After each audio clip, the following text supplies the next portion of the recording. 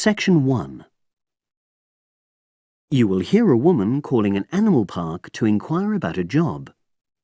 First, you have some time to look at questions 1 to 5.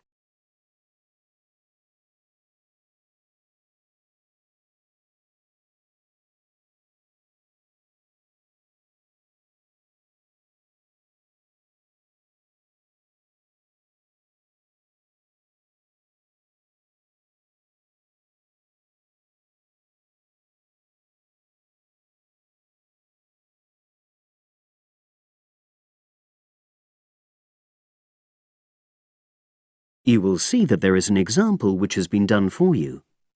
On this occasion only, the conversation relating to this will be played first.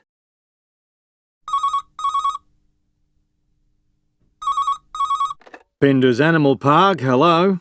Oh, hello. I'm ringing to ask whether you have any jobs available. What sort of work are you looking for? Is that permanent or part-time or... Actually, I'm just looking for temporary work. I'm a student. Oh, right. I'll just get a form and ask you a few questions. The woman says that she wants temporary work, so temporary has been written in the space. Now we shall begin.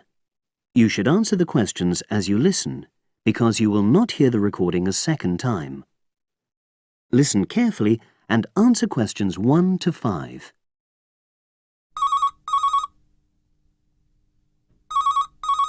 Pinder's Animal Park, hello. Oh, hello. I'm ringing to ask whether you have any jobs available.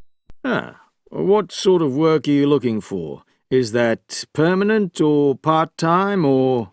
Actually, I'm just looking for temporary work. I'm a student. Oh, right. I'll just get a form and ask you a few questions. Then I'll pass your application on to our recruitment section. Is that okay? Fine, thank you. So, starting with your name. It's Jane Lammerton. Is that Lammerton?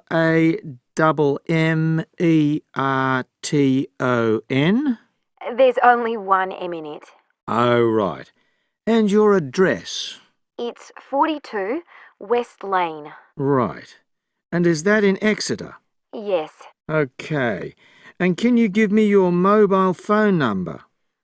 07792 430 921. Right. Now, the next thing is, when are you available to start work? I finish college on the 8th of June. That's in 3 weeks' time. But I can't start work till the 11th because I've got a hospital appointment on the 10th of June. No problem. Now, I need to ask you a few questions about the type of job that might be suitable. Do you have any particular kind of work in mind? It doesn't necessarily mean that you will get work in the field that you want, but I can record your preferences. Well, I'd do anything. And I have worked as an assistant animal keeper before, when I was still at school. But I'm studying at a catering college now, and I'd really like to get some experience as an assistant cook if possible. Right. So that's your first choice. Have you done that kind of job before? No, but I've helped my aunt sometimes. She runs a cafe in Exeter. Would you say you've got any relevant skills then? Well, I'm used to using the kind of equipment you usually find in a kitchen. Before you hear the rest of the conversation, you have some time to look at questions 6 to 10.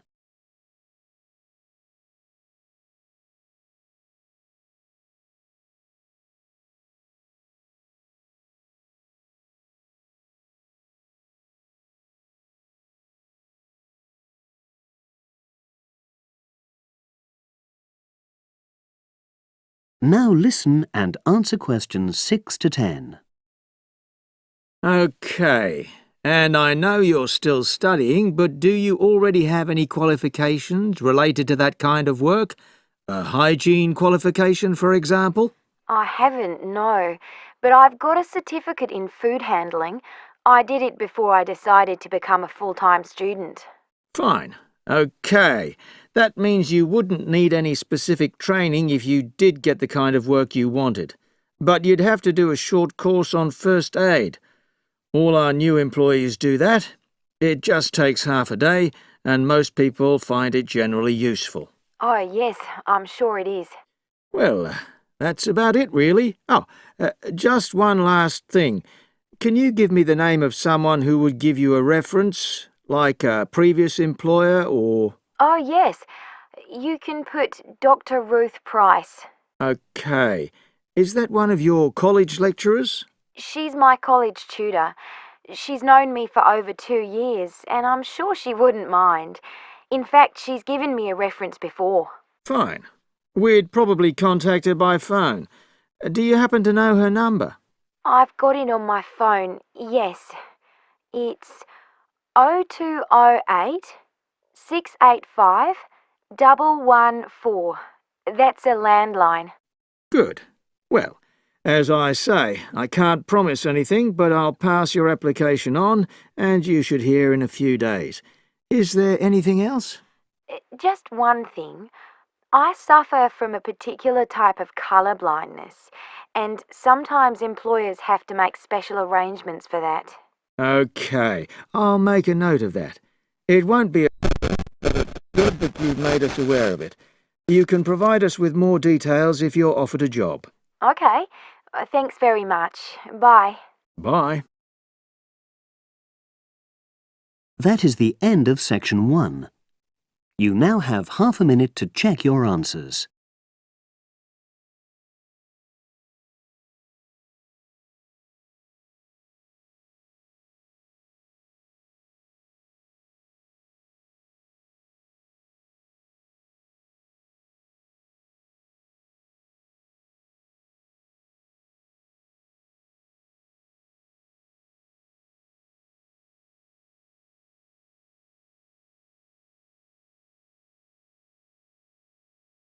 Now turn to section 2. Section 2. You hear a club leader giving information to a group of young people who are planning to do a 2-week holiday course at the Tamerton Centre. First, you have some time to look at questions 11 to 15.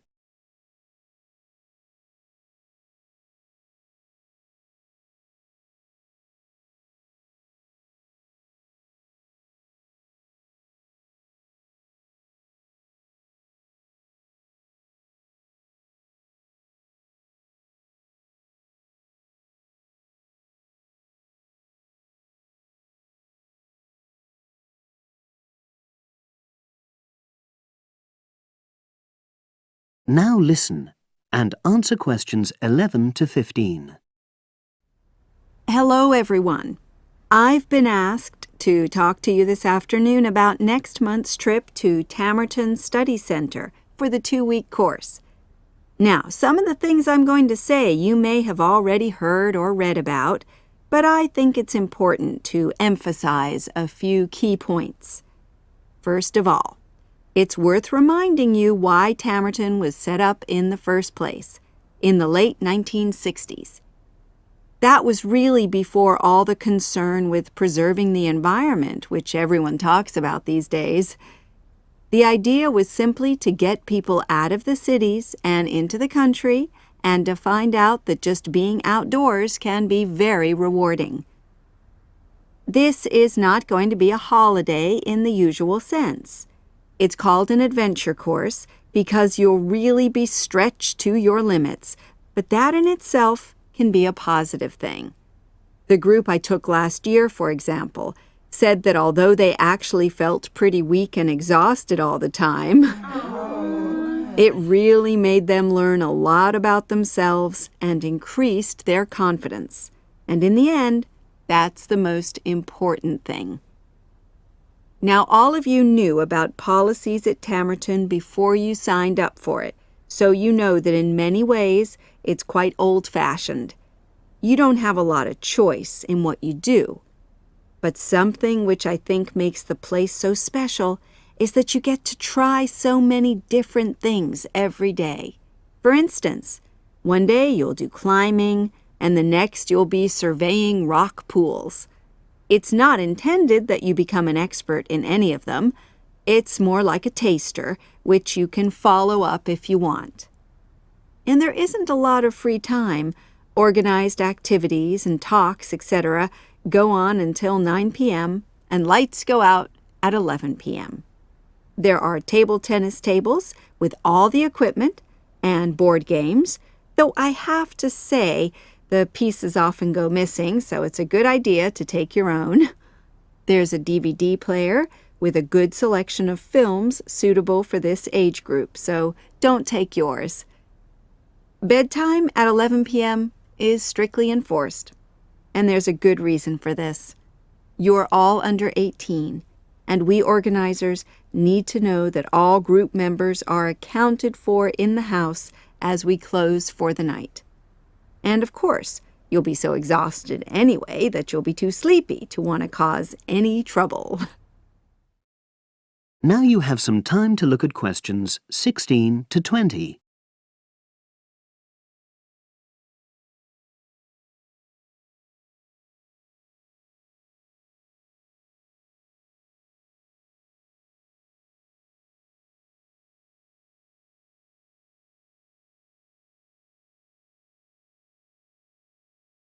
Now listen and answer questions 16 to 20. Now, what should you pack? The information sheet tells you a lot about what clothing to bring. But what about other things? Well, Tamerton House has its own small shop, but anything there is several miles away, so you won't have many opportunities for buying supplies. So in this last part of my talk, I'm going to explain what objects you should take with you to the center, what you can take if you want, and also, very importantly, what you cannot take. Several of you came up to me before this talk and asked whether you can take things like kettles or hair dryers. The answer is there are plenty of these electrical appliances available in the center, and they are of the proper voltage and are checked regularly. Yours may not be, so the rules at Tamerton say you can't bring them into the center because it's considered a fire risk. Remember, it's a very old house. Now, another question was about cell phones. Although you definitely can't have them on during inside talks, you equally definitely need them when you're out on exercises. So they're a must, I'm afraid. Anybody who wishes to talk to me about borrowing a phone for the fortnight, please see me after this talk. Now, the weather's heating up at the moment, and you'll be outdoors a great deal. If you wear proper clothing, especially a hat, sun cream is optional. Also, they sell high-factor cream in the shop, so you don't have to take any of your own unless there's a special kind you use. Now, there's a special note about things like deodorants, which come in aerosol cans.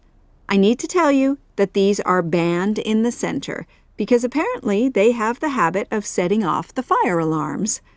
If you want to take an aerosol can, you'll actually be at risk of being told to leave. And finally, people have been asking about whether they need to take towels. Well, the center does provide 1 towel per guest, which you're required to wash yourself. If you're happy with that, then don't bring another. If not, take one of your own. Just remember how much outdoor exercise you'll be doing and how dirty and wet you'll be getting. That is the end of section 2. You now have half a minute to check your answers.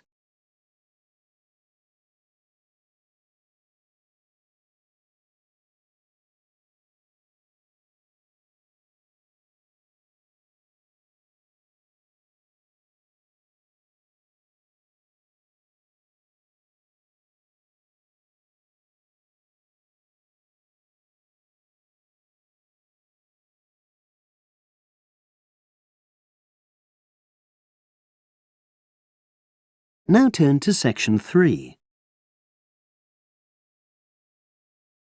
2. Section 3. You will hear a trainee teacher called Eve talking to her university tutor about her preparations for teaching practice. Before you listen, you have some time to look at questions 21 to 25.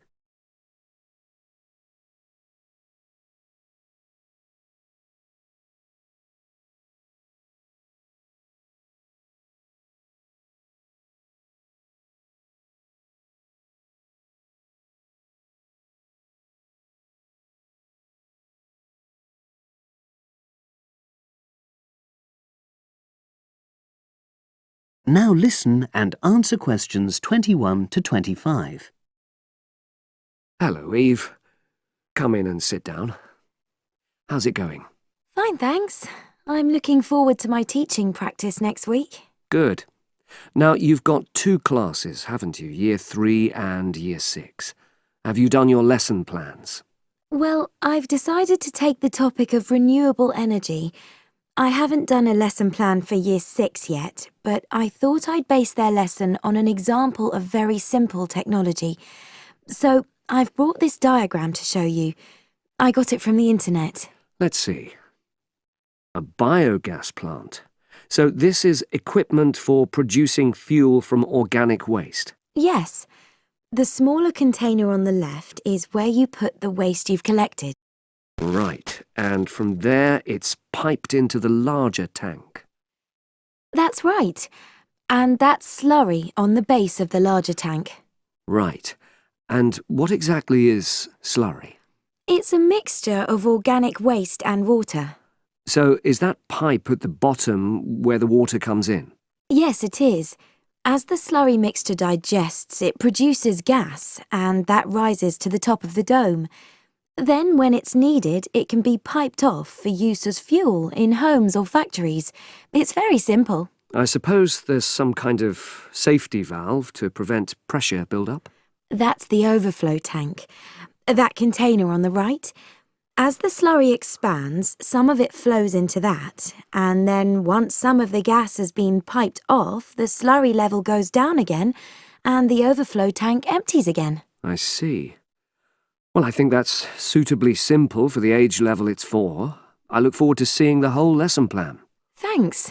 And can I show you my ideas for the Year 3 lesson? Of course. Let's look.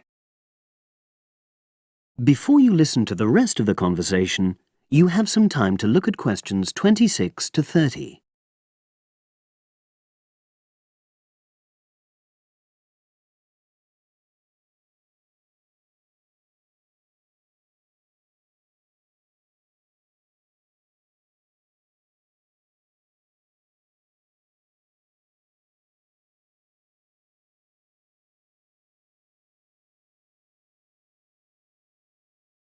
Now listen and answer questions 26 to 30.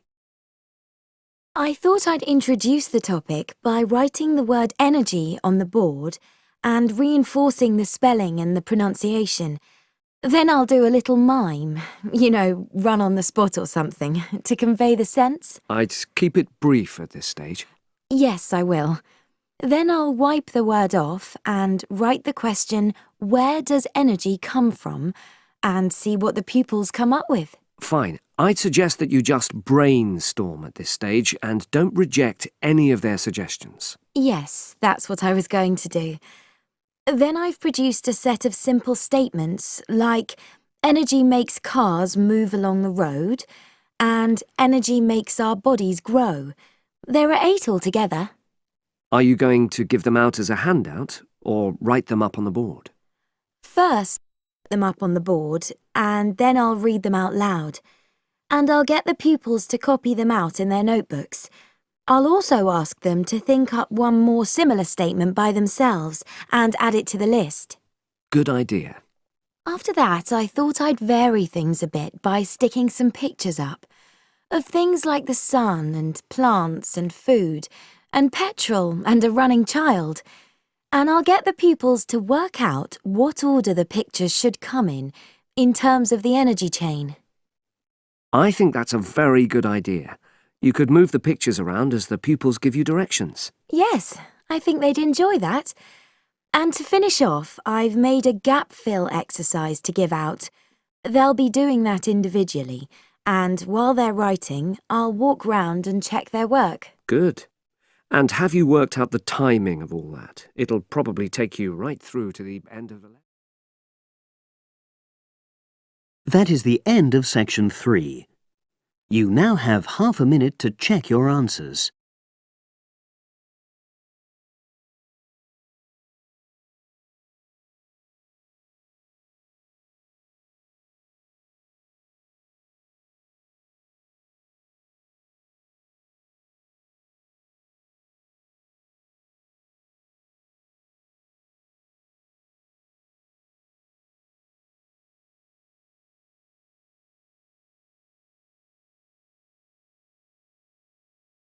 Now turn to section 4. Section 4. You will hear a woman giving a talk at a popular science convention. She is describing research into artificial gills designed to enable humans to breathe underwater. Now you have some time to look at questions 31 to 40.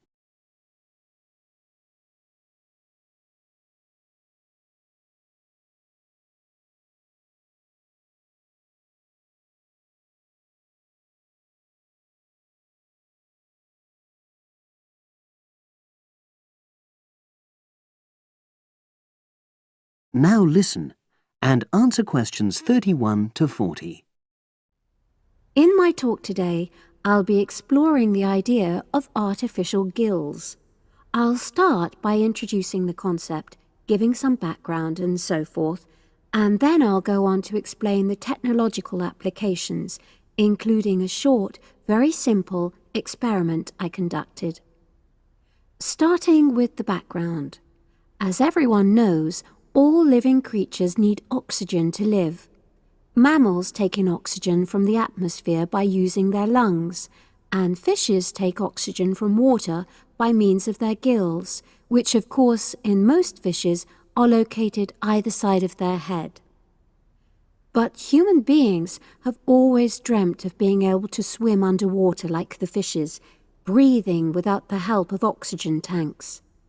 I don't know whether any of you have done any scuba diving, but it's a real pain having to use all that equipment. You need special training, and it's generally agreed that tanks are too heavy and big to enable most people to move and work comfortably underwater. So scientists are trying a different tack. Rather than humans carrying an oxygen supply as they go underwater, wouldn't it be possible to extract oxygen in situ? That is, directly from the water while swimming. In the 1960s, the famous underwater explorer Jacques Cousteau, for example, predicted that one day surgery could be used to equip humans with gills. He believed our lungs could be bypassed and we would learn to live underwater just as naturally as we live on land. But of course, most of us would prefer not to go to such extremes. I've been looking at some fairly simple technologies developed to extract oxygen from water, ways to produce a simple, practical artificial gill enabling humans to live and breathe in water without harm. Now, how scientists and inventors went about this was to look at the way different animals handled this.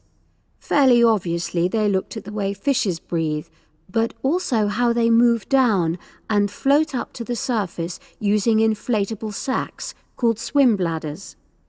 Scientists also looked at animals without gills, which use bubbles of air underwater, notably beetles. These insects contrive to stay underwater for long periods by breathing from this bubble, which they hold under their wing cases.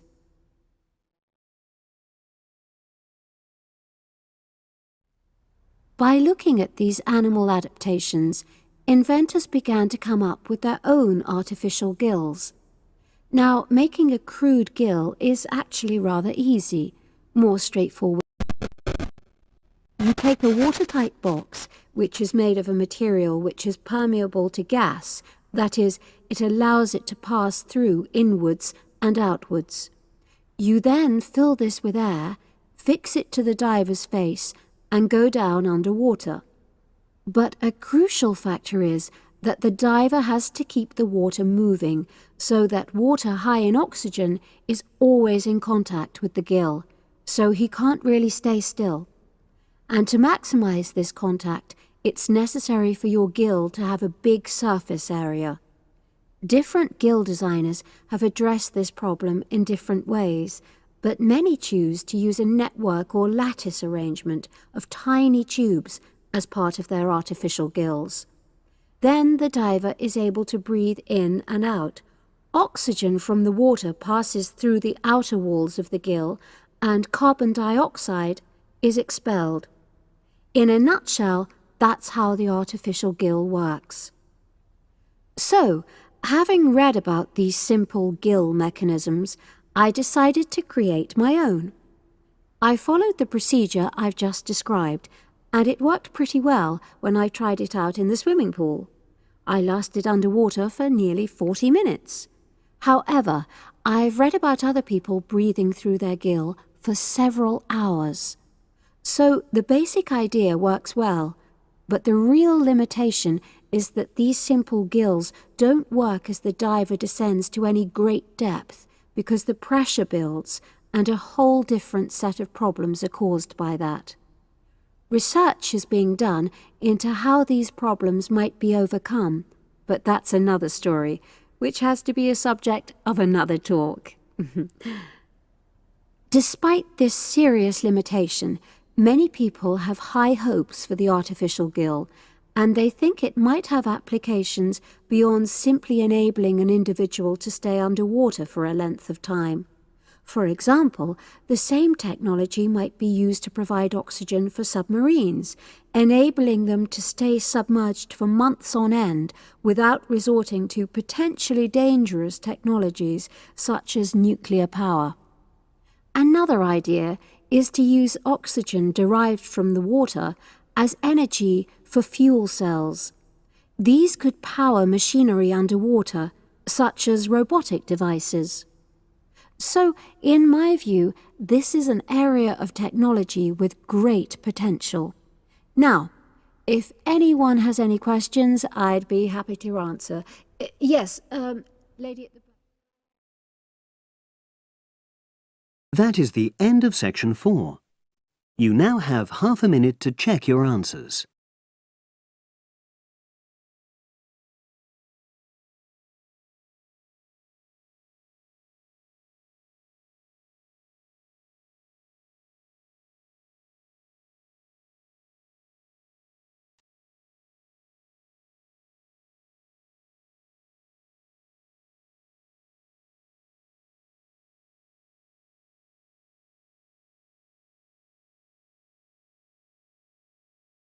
That is the end of the listening test.